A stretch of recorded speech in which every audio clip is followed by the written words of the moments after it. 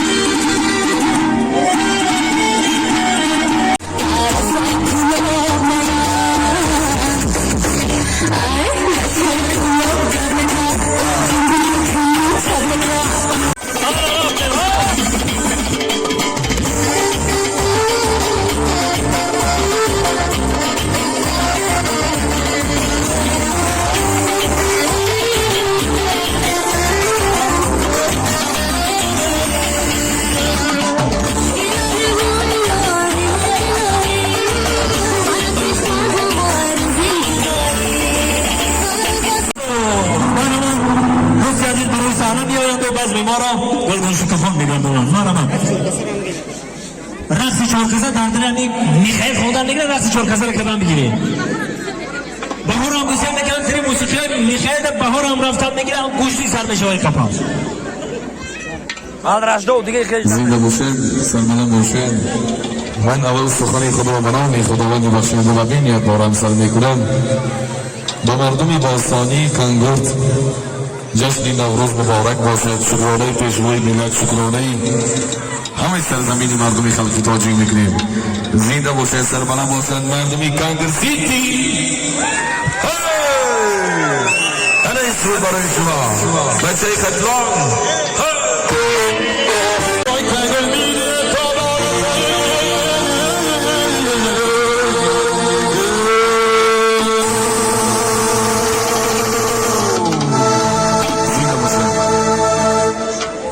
سلامت باشن. یک قرصه که بلند بزنیم میخائیل جان سربلند باشن. آواز داشتگاه خستگی رو نبینن و در آخری بزم ما در اینجا دو تا درک عزیز ما خدمتسور دارن. هر درما به نزد بندگاه دعوت میکنم. میخواستم که در شاهدی شما توفه های خاطرمان را به این دو درک های عزیز بسپاریم. یک قرصه که بلند بزنیم بر این دو تا درک شنید روی یک ما سربلند باشن. سربلند باشن. تشکر زیاد میگیم.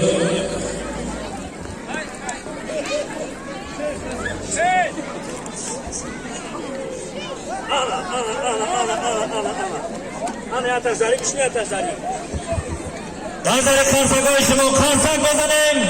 خرسندی مبارک باشد. نوروزی خجست‌پای مبارک باشد. دعا میکنیم که دو درکای عزیزمون کلام شوند و در توی دامادی و عروسیشون همین همه کسا سرجم باشیم و خوشیم و خرسندی کنیم. سربلند باشند. خوش آمدند.